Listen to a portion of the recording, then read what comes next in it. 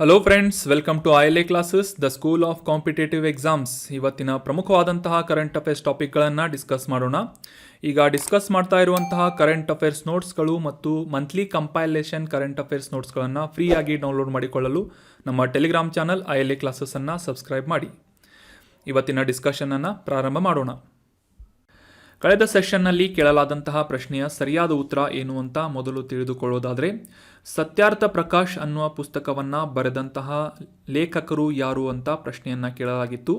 ಆಪ್ಷನ್ಗಳಲ್ಲಿ ಜ್ಯೋತಿಬಾ ಫುಲೆ, ಆತ್ಮಾರಾಮ್ ಪಾಂಡುರಂಗ, ದಯಾನಂದ ಸರಸ್ವತಿ ಅಥವಾ ಮೇಲಿನ ಯಾವುದೂ ಅಲ್ಲ ಅಂತ ನೀಡಲಾಗಿತ್ತು.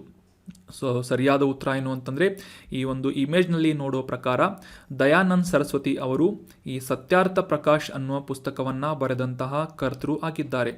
ಮುಖ್ಯವಾಗಿ ಭಾರತದ ವೈದಿಕ ಧರ್ಮದ ಸುಧಾರಣೆಯ ಪ್ರವರ್ತಕರಾಗಿ ಈ ದಯಾನಂದ ಸರಸ್ವತಿಯವರು ಗುರುತಿಸಿಕೊಳ್ತಾರೆ ಅಂತ ನೀವೆಲ್ಲ ಹಿಸ್ಟ್ರಿಯಲ್ಲಿ ಓದಿರ್ತೀರಿ. ಸೊ ಅದೇ ರೀತಿಯಾಗಿ ಈ ಸ್ವತಂತ್ರ ಹೋರಾಟಗಾರರು ಅಂದರೆ ಸ್ವತಂತ್ರ ಹೋರಾಟದ ಚಳುವಳಿಯಲ್ಲಿ ಭಾಗವಹಿಸಿದಂತಹ ಸ್ವತಂತ್ರ ಹೋರಾಟಗಾರರಿಗೆ ಸ್ಫೂರ್ತಿಯನ್ನು ನೀಡುವಂತಹ ಮತ್ತು ಇನ್ಸ್ಪಿರೇಷನ್ನ ನೀಡುವಂತಹ ಈ ಒಂದು ಪುಸ್ತಕವನ್ನು ದಯಾನಂದ ಸರಸ್ವತಿ ಅವರು ಬರೆದಿದ್ದಾರೆ. ಈ ಒಂದು ಸತ್ಯಾರ್ಥ ಪ್ರಕಾಶ್ ಪುಸ್ತಕದಿಂದ ಸ್ಫೂರ್ತಿ ಪಡೆದಂತಹ ಪ್ರಮುಖ ಹೋರಾಟಗಾರರು ಯಾರು ಅಂತಂತಂದರೆ ಶ್ರೀ ಅರಬಿಂದೋ ಘೋಷ್ ಅವರು ಮತ್ತು ಎಸ್ ರಾಧಾಕೃಷ್ಣ ಅವರು ಈ ಸತ್ಯಾರ್ಥ ಪ್ರಕಾಶ್ನಿಂದ ಈ ಒಂದು ಪ್ರಭಾವಿ ಪುಸ್ತಕದಿಂದ ಇನ್ಸ್ಪಿರೇಷನನ್ನು ಪಡೆದುಕೊಂಡಂತಹ ಕೆಲವೊಂದಿಷ್ಟು ಸ್ವತಂತ್ರ ಹೋರಾಟಗಾರರಾಗಿದ್ದಾರೆ. ಸೊ ಈ ಒಂದು ಕೃತಿಯನ್ನು ಬರೆದಂತಹ ಕರ್ತೃ ಯಾರು ಅಂತಂದರೆ ದಯಾನಂದ ಸರಸ್ವತಿ. ಆನ್ಸರ್ ಮಾಡಿದಂತಹ ಸ್ಟೂಡೆಂಟ್ಸ್ಗಳಿಗೆ ಮತ್ತು ಕಮೆಂಟ್ ಬಾಕ್ಸ್ನಲ್ಲಿ ಕಮೆಂಟ್ ಮಾಡಿದಂತಹ ಸ್ಟೂಡೆಂಟ್ಸ್ಗಳಿಗೆ ಥ್ಯಾಂಕ್ ಯು ಸೋ ಮಚ್. ಇದೇ ರೀತಿಯಾಗಿ ಡಿಸ್ಕಷನ್ನಲ್ಲಿ ಭಾಗವಹಿಸ್ತಾರೆ ಅಂತ ಹೇಳ್ತಾ ಇವತ್ತಿನ ಪ್ರಶ್ನೆ ಏನು ಅಂತ ನೋಡೋಣ. ಆನ್ಸರ್ ಮಾಡೋದಕ್ಕೆ ಪ್ರಯತ್ನ ಪಡಿ. ಭೂಕಂಪ ಸಂಭವಿಸಿದಂತಹ ಟರ್ಕಿಯಲ್ಲಿ ಇತ್ತೀಚೆಗೆ ಭಾರತೀಯ ಸೇನೆ ಮತ್ತು NDRF ತಂಡಗಳು ನಡೆಸಿದಂತಹ ರಕ್ಷಣಾ ಕಾರ್ಯಾಚರಣೆಯ ಹೆಸರೇನು? ಈ ಒಂದು ಆಪರೇಷನ್ನ ಹೆಸರೇನು ಅಂತ ಪ್ರಶ್ನೆ ಇದೆ. ಆಪ್ಷನ್ಗಳಲ್ಲಿ ಆಪರೇಷನ್ ಸ್ನೇಹಿತ್, ಆಪ್ಷನ್ 2 ಆಪರೇಷನ್ ದೋಸ್ತ್, ಆಪ್ಷನ್ 3 ಆಪರೇಷನ್ ದಸ್ತಕ್ ಅಥವಾ ಆಪ್ಷನ್ 4 ಆಪರೇಷನ್ ಸಾಥಿ ಅಂತ ಇದ್ದು ನಿಮ್ಮ ಉತ್ತರಗಳನ್ನು ಕಮೆಂಟ್ ಬಾಕ್ಸ್ನಲ್ಲಿ ಕಮೆಂಟ್ ಮಾಡಿ. ಇತ್ತೀಚೆಗೆ ಭೂಕಂಪ ಸಂಭವಿಸಿದಂತಹ ಟರ್ಕಿಯಲ್ಲಿ ರಕ್ಷಣಾ ಕಾರ್ಯಾಚರಣೆಯ ಆಪರೇಷನನ್ನು ಯಾವ ಹೆಸರಿನಿಂದ ಕರೆಯಲಾಗಿತ್ತು ಅಂತ ಆನ್ಸರನ್ನು ಕಮೆಂಟ್ ಬಾಕ್ಸ್ನಲ್ಲಿ ಕಮೆಂಟ್ ಮಾಡಿ. ಮುಂದಿನ ಸೆಷನ್ನಲ್ಲಿ ಇದಕ್ಕೆ ಸಂಬಂಧಪಟ್ಟಂಥ ಮಾಹಿತಿ ಮತ್ತು ಸರಿಯಾದ ಉತ್ತರಗಳನ್ನು ಡಿಸ್ಕಸ್ ಮಾಡೋಣ. ಇನ್ನು ಇವತ್ತಿನ ಆರ್ಟಿಕಲ್ಗೆ ಸಂಬಂಧಪಟ್ಟಂತಹ ಮೊದಲ ಪ್ರಶ್ನೆ ಏನು ಅಂತ ನೋಡೋದಾದರೆ, ಭಾರತದಲ್ಲಿ ಮೊದಲ ಬಾರಿಗೆ ಈ ಹೈಡ್ರೋಜನ್ ಇಂಧನದಿಂದ ಚಲಿಸುವಂತಹ ರೈಲನ್ನು ಎಲ್ಲಿಂದ ಎಲ್ಲಿಗೆ ಪ್ರಾರಂಭ ಮಾಡಲಾಗ್ತಾ ಇದೆ ಅಂತ ಪ್ರಶ್ನೆ ಇದೆ. ಆಪ್ಷನ್ಗಳಲ್ಲಿ ಜಿಂದ್ ಟು ಸೋನಿಪತ್ ಅಂದರೆ ಜಿಂದ್ನಿಂದ ಸೋನಿಪತ್ವರೆಗೆ, ಆಪ್ಷನ್ 2 ದೆಹಲಿಯಿಂದ ರೋಹತಕ್ ನಗರವರೆಗೆ, ಆಪ್ಷನ್ 3 ಗುವಾಹತಿಯಿಂದ ಕೋಲ್ಕತ್ತಾದವರೆಗೆ, ಆಪ್ಷನ್ 4 ಕಾನ್ಪುರದಿಂದ ರಾಯ್ಬರೇಲಿವರೆಗೆ ಅಂತ ಇದೆ. ಸೊ ಸರಿಯಾದ ಉತ್ತರ ಏನು ಅಂತಂದರೆ ಹರಿಯಾಣದ ಜಿಂದ್ನಿಂದ ಸೋನಿಪತ್ ನಗರದವರೆಗೆ ಭಾರತದ ಮೊದಲ ಹೈಡ್ರೋಜನ್ ಇಂಧನ ಚಾಲಿತ ರೈಲನ್ನು ಪ್ರಾರಂಭ ಮಾಡಲಾಗ್ತಾ ಇದೆ ಅಥವಾ ಲಾಂಚ್ ಮಾಡಲಾಗ್ತಾ ಇದೆ. So option 1 Jind to Sonipat is right answer. ಕಾಂಟೆಕ್ಸ್ಟನ್ನು ಮೊದಲಿಗೆ ಅರ್ಥ ಮಾಡ್ಕೊಳ್ಳೋದಾದರೆ, ಇತ್ತೀಚೆಗೆ ನಮ್ಮ ಭಾರತದಲ್ಲಿ ಮೊದಲ ಬಾರಿಗೆ ಹೈಡ್ರೋಜನ್ ಚಾಲಿತ ರೈಲನ್ನು ಪ್ರಾರಂಭ ಮಾಡಲಾಗ್ತಾ ಇದೆ. ಸುಸ್ಥಿರ ಸಾರಿಗೆಯನ್ನು ಭಾರತದಲ್ಲಿ ಅಳವಡಿಸುವಂತಹ ನಿಟ್ಟಿನಲ್ಲಿ ಮಹತ್ವದ ಹೆಜ್ಜೆಯಾಗಿ ಈ ಒಂದು ಕ್ರಮವನ್ನು ಕೈಗೊಳ್ಳಲಾಗ್ತಾ ಇದ್ದು, ಮೊದಲ ಬಾರಿಗೆ ಭಾರತದಲ್ಲಿ ಹರಿಯಾಣದಲ್ಲಿ ಈ ಹೈಡ್ರೋಜನ್ ಚಾಲಿತ ರೈಲನ್ನು ಪ್ರಾರಂಭ ಮಾಡುವಂತಹ ಒಂದು ನಿರ್ಧಾರವನ್ನು ಕೈಗೊಳ್ಳಲಾಗಿದೆ. ಮುಖ್ಯವಾಗಿ ಈ ಹೈಡ್ರೋಜನ್ ಚಾಲಿತ ರೈಲು ಯಾವ ರೀತಿಯಾಗಿ ಕಾರ್ಯನಿರ್ವಹಿಸುತ್ತೆ ಅಂತ ತಿಳ್ಕೊಳ್ಳೋದಾದರೆ, ಹೈಡ್ರೋಜನ್ ಮತ್ತು ಆಮ್ಲಜನಕವನ್ನು ವಿದ್ಯುತ್ತಾಗಿ ಪರಿವರ್ತಿಸುವಂತಹ ಈ ಎನರ್ಜಿ ಸೆಲ್ಗಳನ್ನು ಅವಲಂಬಿಸಿ ಈ ಹೈಡ್ರೋಜನ್ ರೈಲು ಕಾರ್ಯವನ್ನು ನಿರ್ವಹಿಸುತ್ತದೆ.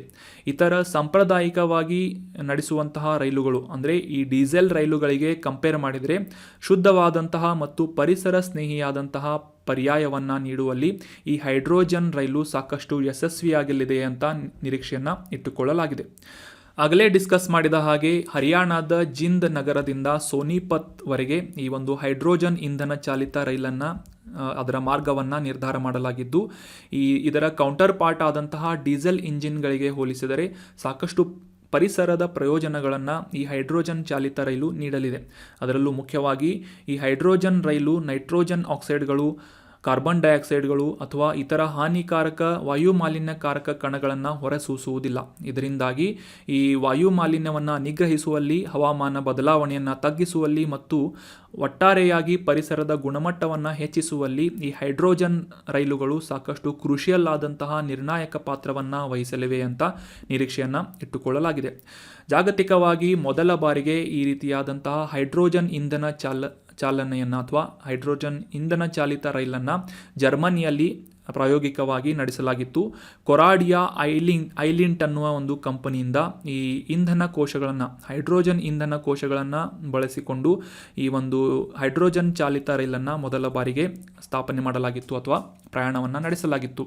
ಭಾರತದಲ್ಲಿ ಈ ಆಯಿಲ್ ಇಂಡಿಯಾ ಲಿಮಿಟೆಡ್ ಅಸ್ಸಾಂನ ಜೋಹರತ್ ಪಂಪ್ ಸ್ಟೇಷನ್ನಲ್ಲಿ ಈ ಆಯಿಲ್ ಇಂಡಿಯಾ ಲಿಮಿಟೆಡ್ ಮೂಲಕ ಈ ಹೈಡ್ರೋಜನ್ ಸ್ಥಾವರಗಳನ್ನು, ಹೈಡ್ರೋಜನ್ ಉತ್ಪಾದನೆ ಮಾಡುವಂತಹ ಸ್ಥಾವರಗಳನ್ನು ನಿಯೋಜನೆ ಮಾಡಲಾಗಿದೆ, ಕಮಿಷನ್ ಮಾಡಲಾಗಿದೆ. ಸೊ ನೆನ್ಪಿಟ್ಕೊಳ್ಳಿ, ಅಸ್ಸಾಂನ ಈ ಜೋಹರತ್ ಅನ್ನುವ ಪಂಪ್ ಸ್ಟೇಷನ್ನಲ್ಲಿ ಈ ಹಸಿರು ಹೈಡ್ರೋಜನ್ ಸ್ಥಾವರಗಳನ್ನು ನಿರ್ಮಾಣ ಮಾಡುವುದಾಗಿ ಗುರುತಿಸಲಾಗಿದ್ದು, ಈ ಒಂದು ಹಸಿರು ಹೈಡ್ರೋಜನ್ ಇಂಧನ ಚಾಲಿತ ರೈಲನ್ನು ಮೊದಲ ಬಾರಿಗೆ ಹರಿಯಾಣದ ಜಿಂದ್ನಿಂದ ಸೋನಿಪತ್ ನಗರದವರೆಗೆ ಈ ಒಂದು ಮಾರ್ಗದಲ್ಲಿ ಈ ಹೈಡ್ರೋಜನ್ ಚಾಲಿತ ರೈಲು ತನ್ನ ಪ್ರಥಮವಾದಂತಹ ಪ್ರಯಾಣವನ್ನು ಕೈಗೊಳ್ಳಲಿದೆ. ಇದರಿಂದ ಸಾಕಷ್ಟು ಪರಿಸರಕ್ಕೆ ಪ್ರಯೋಜನಗಳು ಆಗಲಿವೆ ಅಂತ ಕೂಡ ನೋಟ್ ಮಾಡಿ ಇಟ್ಕೊಳ್ಳಿ. So very important point. ಇನ್ನು ಮುಂದಿನ ಆರ್ಟಿಕಲ್ಗೆ ಸಂಬಂಧಪಟ್ಟಂತಹ ಪ್ರಶ್ನೆ, PM ಪ್ರಣಾಮ್ ಅನ್ನುವ ಯೋಜನೆಯ ಬಗ್ಗೆ ಈ ಕೆಳಗಿನ ಹೇಳಿಕೆಗಳಲ್ಲಿ ಯಾವುದು ಸರಿಯಾದಂತಹ ಸ್ಟೇಟ್ಮೆಂಟ್ ಆಗಿದೆ ಅಂತ ಗುರುತಿಸಬೇಕಾಗಿದ್ದು, ಆಪ್ಷನ್ 1 ಈ PM ಪ್ರಣಾಮ್ ಅನ್ನುವ ಯೋಜನೆ ಶಿಕ್ಷಕರಿಗೆ ಪಿಂಚಣಿ ನೀಡುವಂತಹ ಯೋಜನೆಯಾಗಿದೆ ಅಂತ ಇದೆ. ಆಪ್ಷನ್ 2 ಈ PM ಪ್ರಣಾಮ್ ಅನ್ನುವ ಯೋಜನೆ ಯಾತ್ರಾರ್ಥಿಗಳಿಗೆ ಚಾರ್ಧಾಮ್ಗಳ ಯಾತ್ರೆಗಳಿಗೆ ಸಬ್ಸಿಡಿಯನ್ನು ನೀಡುವಂತಹ ಪ್ರವಾಸೋದ್ಯಮ ಯೋಜನೆಯಾಗಿದೆ ಅಂತ ಇದೆ. ಚಾರ್ಧಾಮ್ಗಳ ಬಗ್ಗೆ ರೀಸೆಂಟಾಗಿ ನಾವು ಡಿಸ್ಕಸ್ ಮಾಡಿದ್ವಿ. ಸೊ ಆಪ್ಷನ್ 3 ಈ ರಾಸಾಯನಿಕ ಗೊಬ್ಬರಗಳ ಬಳಕೆಯನ್ನು ಕಡಿಮೆ ಮಾಡುವ ಒಂದು ಉತ್ತೇಜಿಸುವಂತಹ ಯೋಜನೆಯಾಗಿ PM ಪ್ರಣಾಮ್ ಅನ್ನುವ ಯೋಜನೆ ಗುರುತಿಸಿಕೊಳ್ಳುತ್ತೆ ಅಂತ ಇದೆ. ಆಪ್ಷನ್ 4 ಮೇಲಿನ ಯಾವುದೂ ಅಲ್ಲ ಅಂತ ಇದೆ. ಸೊ ಸರಿಯಾದ ಉತ್ತರ ಏನು ಅಂತಂದರೆ ಈ PM ಪ್ರಣಾಮ್ ಅನ್ನುವ ಯೋಜನೆ ಮುಖ್ಯವಾಗಿ ರಾಸಾಯನಿಕ ಗೊಬ್ಬರಗಳ ಬಳಕೆಯನ್ನು ಕಡಿಮೆ ಮಾಡಲು ಉತ್ತೇಜಿಸುವಂತಹ ಒಂದು ಪ್ರಮುಖವಾದಂತಹ ಯೋಜನೆಯಾಗಿದೆ ಅನ್ನೋದು ಸರಿಯಾದಂತಹ ಉತ್ತರ ಆಗಿದೆ. So option 3 is right answer.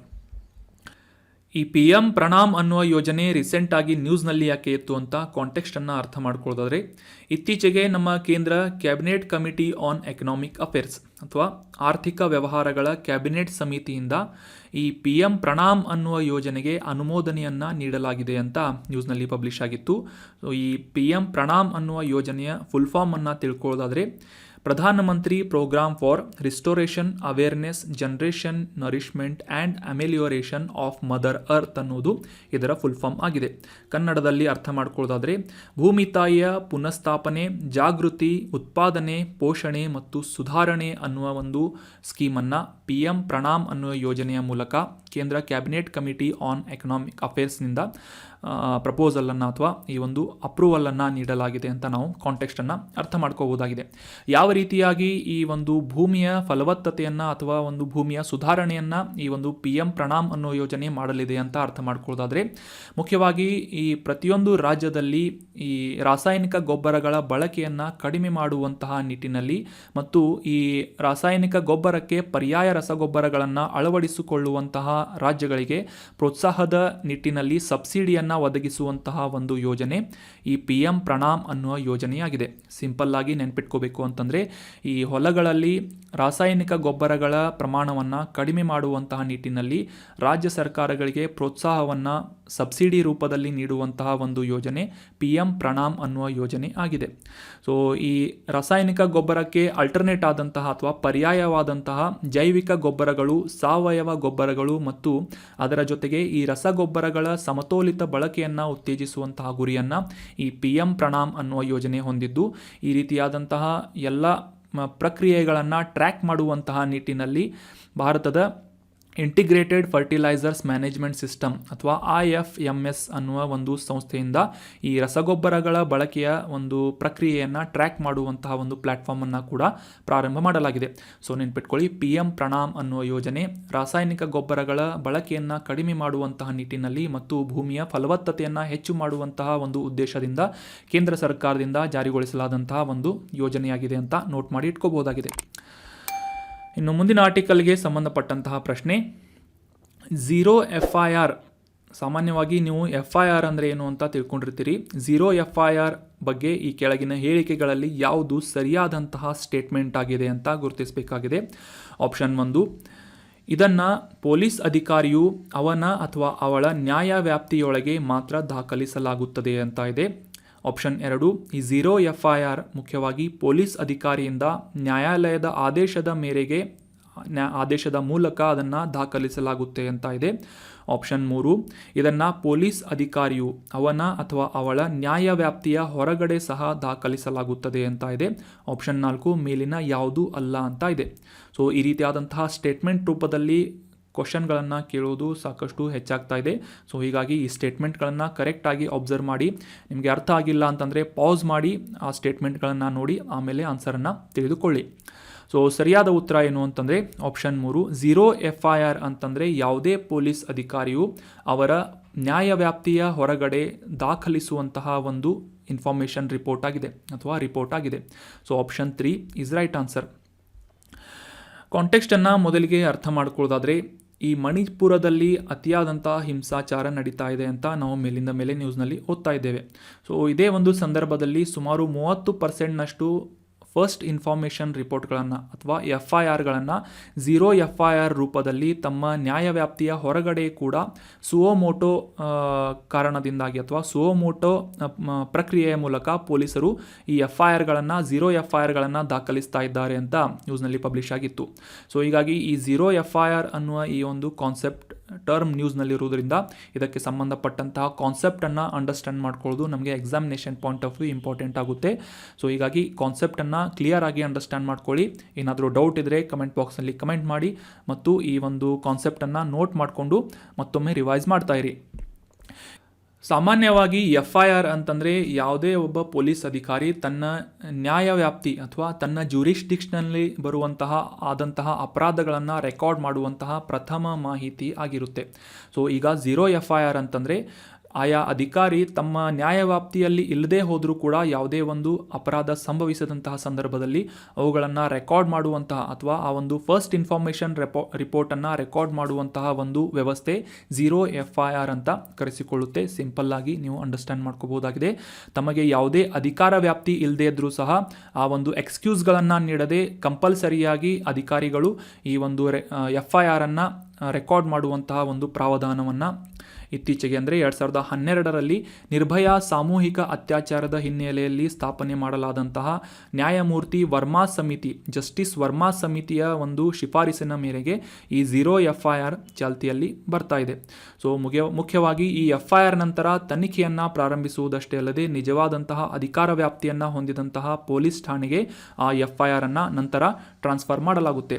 ಅಂದರೆ ಅಧಿಕಾರ ವ್ಯಾಪ್ತಿ ಇಲ್ಲದೇ ಹೋದರೂ ಕೂಡ ಆ ಪೊಲೀಸ್ ಅಧಿಕಾರಿ ಆ ಒಂದು FIR ಅನ್ನು ರೆಕಾರ್ಡ್ ಮಾಡಿಕೊಂಡು ನಂತರ ಆ ಜ್ಯೂರಿಸ್ಡಿಕ್ಷನ್ಗೆ ಸಂಬಂಧಪಟ್ಟಂತಹ ಪೊಲೀಸ್ ಠಾಣೆಗೆ ಆ ಒಂದು FIR ಅನ್ನು ಟ್ರಾನ್ಸ್ಫರ್ ಮಾಡುವಂತಹ ಒಂದು ವ್ಯವಸ್ಥೆ ಝೀರೋ FIR ಅನ್ನುವ ಪ್ರಕ್ರಿಯೆಯಲ್ಲಿ ನಡೆಸಲಾಗುತ್ತೆ.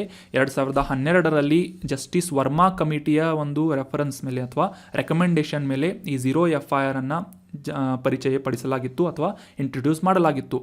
ಸೊ ನ್ಯಾಯವ್ಯಾಪ್ತಿಯ ಅನುಪಸ್ಥಿತಿಯ ಒಂದು ಎಕ್ಸ್ಕ್ಯೂಸ್ಗಳನ್ನು ನೀಡದೆ ಪೊಲೀಸ್ ಅಧಿಕಾರಿಯು ಈ FIRಗಳನ್ನು ರೆಕಾರ್ಡ್ ಮಾಡುವಂತಹ ಒಂದು ಕಾನೂನಿನ ಬಾಧ್ಯತೆಯನ್ನು ಈ ಝೀರೋ FIR ಒದಗಿಸಿಕೊಡುತ್ತೆ. ಇನ್ನು ಫಸ್ಟ್ ಇನ್ಫಾರ್ಮೇಷನ್ ರಿಪೋರ್ಟ್ ಅಂದರೆ ಏನು ಅಂತ ತಿಳ್ಕೊಳ್ಳೋದು ಕೂಡ ನಮಗೆ examination point of view important ಆಗುತ್ತೆ. ಈ FIR ಅಂತ ಸಾಮಾನ್ಯವಾಗಿ ಓದಿರ್ತೀರಿ ನೀವು. ಫಸ್ಟ್ ಇನ್ಫಾರ್ಮೇಷನ್ ರಿಪೋರ್ಟ್ ಅಥವಾ ಪ್ರಥಮ ಮಾಹಿತಿ ವರದಿ ಅಂತ CRPC ಸೆಕ್ಷನ್ 154ರ ಅಡಿಯಲ್ಲಿ ಕ್ರಿಮಿನಲ್ ಪ್ರೊಸೀಜರ್ ಕೋಡ್ ಈ ಒಂದು ಸಂಹಿತೆಯ 154ನೇ ಸೆಕ್ಷನ್ನ ಅಡಿಯಲ್ಲಿ ಪೊಲೀಸ್ ಅಧಿಕಾರಿಗೆ ಲಿಖಿತವಾಗಿ ನೀಡಲಾಗುವಂತಹ ಪ್ರಥಮ ಮಾಹಿತಿ ಇದು ಫಸ್ಟ್ ಇನ್ಫಾರ್ಮೇಷನ್ ರಿಪೋರ್ಟ್ ಆಗಿ ಗುರುತಿಸಲಾಗುತ್ತೆ. ಈ ಪೊಲೀಸ್ ವ್ಯವಸ್ಥೆಗೆ ಸಂಬಂಧಪಟ್ಟಂತೆ FIRನ ಮುಖ್ಯ ಉದ್ದೇಶ ಏನು ಅಂತಂದರೆ, ಯಾವುದೇ ಒಂದು ಸ್ಥಳದಲ್ಲಿ ಅಥವಾ ತಮ್ಮ ಜ್ಯೂರಿಸ್ಟಿಕ್ಷನ್ನಲ್ಲಿ ಅಪರಾಧ ಸಂಭವಿಸಿದಂತಹ ಸಂದರ್ಭದಲ್ಲಿ ಆ ಒಂದು ಪ್ರಥಮ ಮಾಹಿತಿಯನ್ನು ಕಲೆಕ್ಟ್ ಮಾಡಿಕೊಂಡು ರಿಪೋರ್ಟನ್ನು ಪ್ರಿಪೇರ್ ಮಾಡಲಾಗುತ್ತೆ. ಅದನ್ನು ಫಸ್ಟ್ ಇನ್ಫಾರ್ಮೇಷನ್ ರಿಪೋರ್ಟ್ ಅಂತ ಕರೆಯಲಾಗುತ್ತೆ. ಈ FIRನ್ನು ದಾಖಲಿಸುವುದರ ಮೂಲಕ ಆ ಅಪರಾಧಿಗಳನ್ನು ಸೆರೆ ಹಿಡಿದು ನ್ಯಾಯಾಲಯದ ಮುಂದೆ ಹಾಜರುಪಡಿಸುವಂತಹ ಅಗತ್ಯ ಕ್ರಮಗಳನ್ನು ಕೈಗೊಳ್ಳುವಂತೆ ಈ ಒಂದು ಪ್ರಕ್ರಿಯೆಗಳನ್ನು ನಡೆಸುವಂತೆ ಈ ಪೊಲೀಸ್ ಅಧಿಕಾರಿಗೆ ಸೂಚಿಸುವಂತಹ ಒಂದು ರೆಕಾರ್ಡ್ ಫಸ್ಟ್ ಇನ್ಫಾರ್ಮೇಷನ್ ರಿಪೋರ್ಟ್ ಆಗಿದೆ. So that was about detailed information of FIR and zero FIR. ಇವುಗಳ ನಡುವಿನ ಡಿಫ್ರೆನ್ಸ್ ಏನು ಅಂತ ಕೂಡ ಸಿಂಪಲ್ಲಾಗಿ ಅಂಡರ್ಸ್ಟ್ಯಾಂಡ್ ಮಾಡ್ಕೊಂಡ್ರಿ ಅಂತ ಅನ್ಕೋತೀನಿ. ಪ್ರಥಮ ಇನ್ಫಾರ್ಮೇಷನ್ ರಿಪೋರ್ಟ್ ಅಥವಾ ಫಸ್ಟ್ ಇನ್ಫಾರ್ಮೇಷನ್ ರಿಪೋರ್ಟ್ ಅಂತಂದರೆ, ಯಾವುದೇ ಒಂದು ಜ್ಯೂರಿಸ್ಟಿಕ್ಷನ್ನಲ್ಲಿ ಅಧಿಕಾರಿ ಅಥವಾ ಪೊಲೀಸ್ ಅಧಿಕಾರಿ ರೆಕಾರ್ಡ್ ಮಾಡುವಂತಹ ಪ್ರಥಮ ಮಾಹಿತಿಯನ್ನು ಈ FIR ಅಂತ ಕರೆದರೆ, ತನ್ನ ಜ್ಯೂರಿಸ್ಟಿಕ್ಷನ್ನಲ್ಲಿ ಇಲ್ಲದೆ ಹೋದರೂ ಕೂಡ ನಡೆದಂತಹ ಒಂದು ಅಪರಾಧದ ಮೇಲೆ, ಅಪರಾಧದ ಬಗ್ಗೆ ಮಾಹಿತಿಗಳನ್ನು ಸಂಗ್ರಹಿಸಿ ಸುವಮೋಟೋ ಆಗಿರ್ಬೋದು ಅಥವಾ ಇತರ ಯಾವುದೇ ಒಬ್ಬ ವ್ಯಕ್ತಿಯಿಂದ ನೀಡಲಾದಂತಹ ಮಾಹಿತಿಯನ್ನು ಕಲೆಕ್ಟ್ ಮಾಡಿ ಫಸ್ಟ್ ಇನ್ಫಾರ್ಮೇಷನ್ ರಿಪೋರ್ಟನ್ನು ಪ್ರಿಪೇರ್ ಮಾಡಿ ಆಯಾ ಜ್ಯೂರಿಸ್ಟಿಕ್ಷನ್ಗೆ ಸಂಬಂಧಪಟ್ಟಂತಹ ಈ ಪೊಲೀಸ್ ಠಾಣೆಗಳಿಗೆ ಆ ಒಂದು FIRನ್ನು ಟ್ರಾನ್ಸ್ಫರ್ ಮಾಡುವಂತಹ ಪ್ರಕ್ರಿಯೆಯನ್ನು ಝೀರೋ FIR ಅಂತ ಕರೆಯಲಾಗುತ್ತದೆ. ಇನ್ನು ಮುಂದಿನ ಆರ್ಟಿಕಲ್ಗೆ ಸಂಬಂಧಪಟ್ಟಂತಹ ಪ್ರಶ್ನೆಯನ್ನು ನೋಡೋದಾದರೆ, ನಮ್ಮ ಪರಿಸರವನ್ನು ಸಂರಕ್ಷಿಸುವಂತಹ ನಿಟ್ಟಿನಲ್ಲಿ ಕೈಗೊಳ್ಳಲಾದಂತಹ ಕ್ರಮಗಳಿಗೆ ಈ ಧನ ಸಹಾಯವನ್ನು ಒದಗಿಸುವಂತಹ ಜಾಗತಿಕ ಪರಿಸರ ಸೌಲಭ್ಯ ಅಥವಾ ಗ್ಲೋಬಲ್ ಎನ್ವೈರ್ಮೆಂಟ್ ಫೆಸಿಲಿಟಿ ಅನ್ನುವ ಸಂಸ್ಥೆಯನ್ನು ಯಾವ ವರ್ಷದಲ್ಲಿ ಸ್ಥಾಪಿಸಲಾಯಿತು ಅಂತ ಪ್ರಶ್ನೆ ಇದ್ದು, ಆಪ್ಷನ್ಗಳಲ್ಲಿ 1945, ಆಪ್ಷನ್ 2 1968, ಆಪ್ಷನ್ 3 1992 ಅಥವಾ ಆಪ್ಷನ್ 4 2003 ಅಂತ ಇದೆ. ಸೊ ಸರಿಯಾದ ಉತ್ತರ ಏನು ಅಂತಂದರೆ ಆಪ್ಷನ್ 3 1992ರಲ್ಲಿ ಗ್ಲೋಬಲ್ ಎನ್ವೈರ್ಮೆಂಟ್ ಫೆಸಿಲಿಟಿ ಅನ್ನುವ ಈ ಒಂದು ಸಂಸ್ಥೆಯನ್ನು ಜಾರಿಗೊಳಿಸಲಾಗಿತ್ತು. Option 3 is right answer.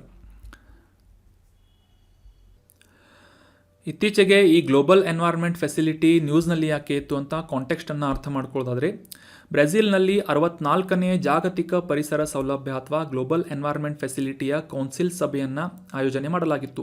ಇದೇ ಒಂದು ಸಂದರ್ಭದಲ್ಲಿ ಹವಾಮಾನ, ಜೀವ ವೈವಿಧ್ಯ, ಮಾಲಿನ್ಯದಂತಹ ಬಿಕ್ಕಟ್ಟುಗಳನ್ನು ನಿಭಾಯಿಸುವಂತಹ ನಿಟ್ಟಿನಲ್ಲಿ ನಡೆಸಲಾಗುವಂತಹ ಆಯಾ ರಾಷ್ಟ್ರಗಳಿಂದ ನಡೆಸಲಾಗುವಂತಹ ಪ್ರಯತ್ನಗಳಿಗೆ ಸುಮಾರು 1.4 ಶತಕೋಟಿ ಡಾಲರ್ಗಳಷ್ಟು US ಹಣವನ್ನು ವಿತರಣೆ ಮಾಡುವಂತಹ ಒಂದು ಫೈಲ್ಗೆ ಅಥವಾ ಒಂದು ಪ್ರಪೋಸಲ್ಗೆ ಅನುಮೋದನೆಯನ್ನು ನೀಡಲಾಗಿದೆ ಅಂತ ನ್ಯೂಸ್ನಲ್ಲಿ ಈ ಗ್ಲೋಬಲ್ ಎನ್ವೈರ್ಮೆಂಟ್ ಫೆಸಿಲಿಟಿ ಅನ್ನುವ ಸಂಸ್ಥೆ ಬಂದಿತ್ತು. ಸೊ ಹೀಗಾಗಿ ಈ ಒಂದು ಸಂಸ್ಥೆಯ ಕುರಿತಾದಂತಹ ಕೆಲವೊಂದಿಷ್ಟು ಪ್ರಮುಖ ಮಾಹಿತಿಗಳು ನಮಗೆ ಎಕ್ಸಾಮಿನೇಷನ್ ಪಾಯಿಂಟ್ ಆಫ್ ವ್ಯೂ ಎನ್ವೈರ್ಮೆಂಟ್ಗೆ ಸಂಬಂಧಪಟ್ಟಂತಹ ಮಾಹಿತಿಗಳು ಇಂಪಾರ್ಟೆಂಟ್ ಆಗುತ್ತೆ. ಸೊ ಅವುಗಳನ್ನು ಈಗ ಡಿಸ್ಕಸ್ ಮಾಡೋಣ. 1992ನೇ ಇಸವಿಯಲ್ಲಿ united nation framework convention on climate change UNFCCC ಅಥವಾ ಇನ್ನೊಮ್ಮೆ ರಿಪೀಟ್ ಮಾಡ್ತೀನಿ, united nation framework convention on climate change ಅನ್ನೋದು UNFCCC ಇದರ ಫುಲ್ ಫಾರ್ಮ್ ಆಗಿದೆ.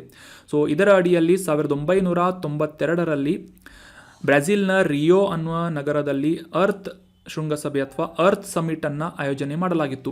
ಇದೇ ಒಂದು ಸಂದರ್ಭದಲ್ಲಿ ಆಯಾ ರಾಷ್ಟ್ರಗಳು ನಡೆಸುವಂತಹ ಪರಿಸರ ಸಂರಕ್ಷಣೆಗೆ ನಡೆಸಲಾಗುವಂತಹ ಪ್ರಯತ್ನಗಳಿಗೆ ಹಣವನ್ನು ಅಥವಾ ನಿಧಿಯನ್ನು ಒದಗಿಸುವಂತಹ ನಿಟ್ಟಿನಲ್ಲಿ ಈ ಗ್ಲೋಬಲ್ ಎನ್ವೈರ್ಮೆಂಟ್ ಫೆಸಿಲಿಟಿ ಅನ್ನುವ ಈ ಒಂದು ಸಂಸ್ಥೆಯನ್ನು ಪ್ರಾರಂಭ ಮಾಡಲಾಗಿತ್ತು. 1992 ನೆನ್ಪಿಟ್ಕೊಳ್ಳಿ.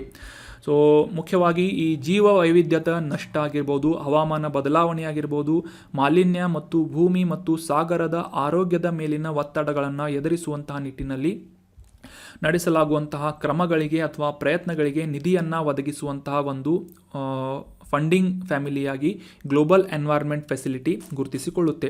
ಪ್ರಥಮವಾಗಿ ಅಥವಾ ಪ್ರಮುಖವಾಗಿ ಅಂತಾರಾಷ್ಟ್ರೀಯ ಮಟ್ಟದಲ್ಲಿ ನಡೆಸಲಾದಂತಹ 5 ಪರಿಸರ ಸಮಾವೇಶಗಳಿಗೆ ಹಣಕಾಸಿನ ನೆರವನ್ನು ನೀಡುವಂತಹ ಸಂಸ್ಥೆ ಗ್ಲೋಬಲ್ ಎನ್ವೈರ್ಮೆಂಟ್ ಫೆಸಿಲಿಟಿ ಅಥವಾ GEF ಆಗಿದೆ. ಆ 5 ಪ್ರಮುಖ ಅಂತಾರಾಷ್ಟ್ರೀಯ ಪರಿಸರ ಸಮಾವೇಶಗಳು ಯಾವುವು ಅಂತಂದರೆ, ನೀವೆಲ್ಲ ಎನ್ವೈರ್ಮೆಂಟ್ನಲ್ಲಿ ಆಲ್ರೆಡಿ ಓದಿರ್ತೀರಿ, ಆದರೂ ಕೂಡ ಮತ್ತೊಮ್ಮೆ ರಿವೈಸ್ ಮಾಡ್ಕೊಂಡು ಬಿಡೋಣ. ಈ ಪಾದರಸದ ಮಾಲಿನ್ಯಕ್ಕೆ ಸಂಬಂಧಪಟ್ಟಂತಹ ಜಪಾನಿನಲ್ಲಿ ನಡೆಸಲಾದಂತಹ ಮಿನಾಮಾಟಾ ಕನ್ವೆನ್ಷನ್, ಮಿನಾಮಾಟಾ ಸಮಾವೇಶ ಅಂತ ನೀವೆಲ್ಲ ಓದಿರ್ತೀರಿ. ಅದೇ ರೀತಿಯಾಗಿ ಈ ನಿರಂತರ ಸಾವಯವ ಮಾಲಿನ್ಯಕಾರಕ ಅಥವಾ POP ಅಂತ ಏನು ಕರಿತೇವೆ, ಪರ್ಸಿಸ್ಟೆಂಟ್ ಆರ್ಗ್ಯಾನಿಕ್ ಪಲ್ಯೂಟೆಂಟ್ಸ್ ಅಂತ. ಸೊ ಅದರ ಬಗ್ಗೆ ನಡೆಸಲಾದಂತಹ ಸಮಾವೇಶ ಸ್ಟಾಕ್ಹೋಮ್ ಸಮಾವೇಶ ಆಗಿದೆ. ನಂತರ ಮೂರನೇ ಸಮಾವೇಶ ಯಾವುದು ಅಂತಂದರೆ ಈ ಬಯೋಡೈವರ್ಸಿಟಿಗೆ ಸಂಬಂಧಪಟ್ಟಂತಹ ಜೈವಿಕ ವೈವಿಧ್ಯತೆಯ ವಿಶ್ವಸಂಸ್ಥೆಯ ಸಮಾವೇಶ ಅಥವಾ UNCBD ಅಂತಂದರೆ United nation convention on biodiversity ಅನ್ನುವ ಈ ಒಂದು ಸಮಾವೇಶ.